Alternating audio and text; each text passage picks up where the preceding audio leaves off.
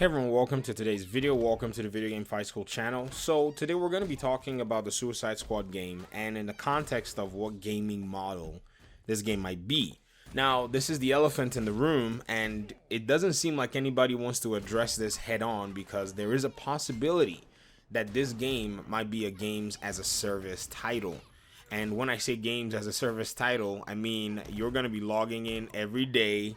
You're going to be expected, or in order for you to be able to at least enjoy the game or level up your character, you're going to at least need to be jumping in there from time to time and doing activities as everything goes on. Now, why would this model be a possibility? Well, if you think about the way video games have been going lately, I think it's not out of the question to say that a games as a service model is what many of these companies are adopting.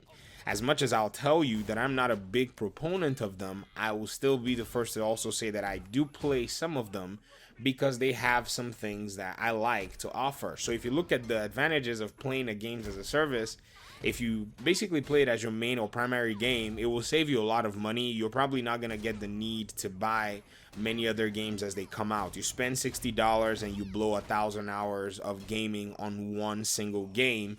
And if there's DLC, maybe you spend another $30 or $40. So if you're looking at a $100 price tag for an equivalent of, anything from 300 to 500 hours or 1,000 hours, that's a value proposition that a lot of gamers are not arguing with.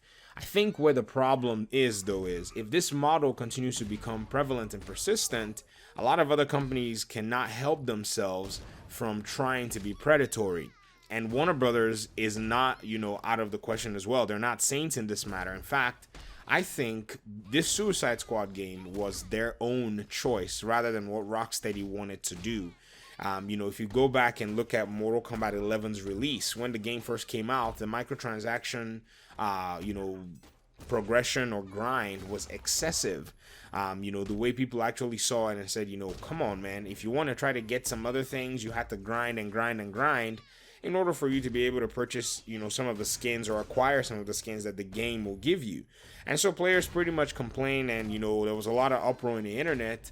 But guess what the developers did? On the very first day of launch, or I think the day before launch, they came out and said, hey, we want to get ahead of this, and we don't want to make our fans, feel like they're being cheated out of something.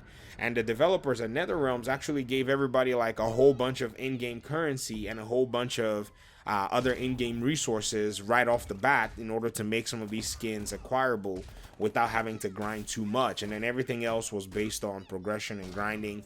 And then they also have a store where they sell these skins and these things for real financial currency. So this is something that Warner Brothers is already benefiting from. And if you look at the charts, Mortal Kombat 11 was one of the top selling games in 2019 when it came out. So I don't think Warner Brothers is going to want to go back on, that kind of model, even though, yes, they'll probably have some single player games, but they've been testing the waters and trying to see how they can approach these things.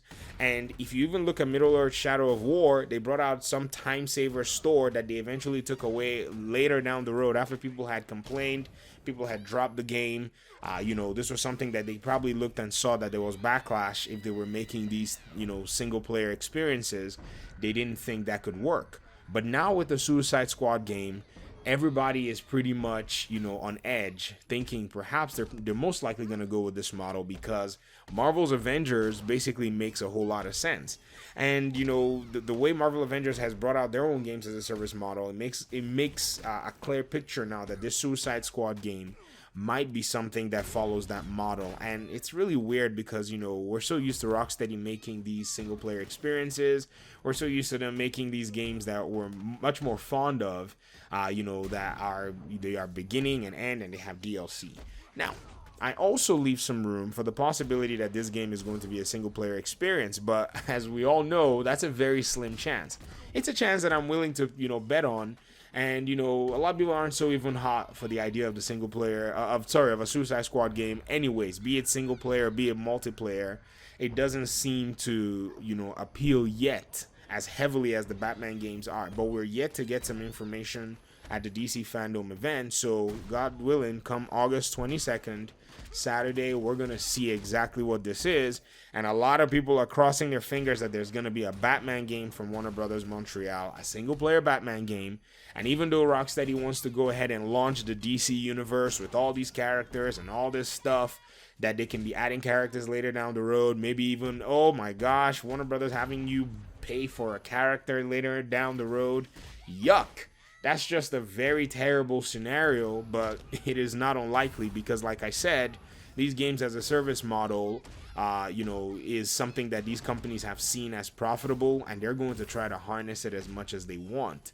Now, the thing is this. Are members of the community going to address this and actually start talking about it in order for that possibility? Is the press going to be digging in deep in order to be able to inform the public? Because with the onset and the release of this Marvel Avengers beta and the upcoming open beta, it seems like the press was just writing very surface level stories about what the nature of the game was going to be, and a lot of members of the community kind of went into that game thinking it was going to be some kind of Batman Arkham-esque style game, and then they got in and saw, oh no, this is more like Warframe and Destiny.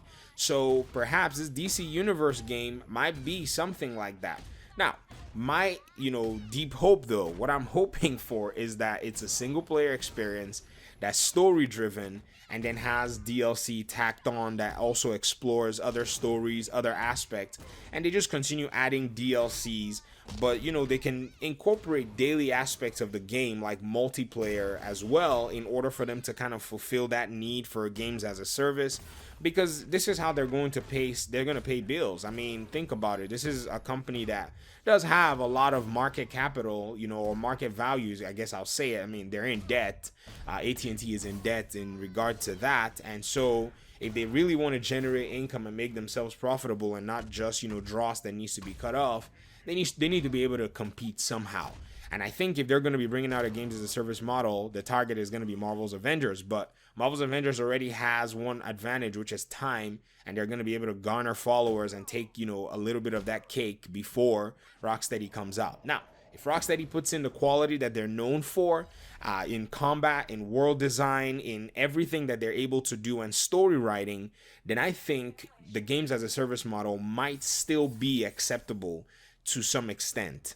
But at the end of the day, if you ask me, I don't want a games as a service model. But is it going to deter me from playing the Suicide Squad game? I'm not going to deceive you and say it is. So that's pretty much what I wanted to point out in this video. I don't know how you guys do feel about this. Let me hear your thoughts in the comment section. This is a conversation that we need to have as a community that play, comic style games, and especially the DC games. So hopefully that's it for me. I'll talk to y'all soon, and like I said, let me hear your thoughts in the comment section, and I'll see y'all in the next one. Peace.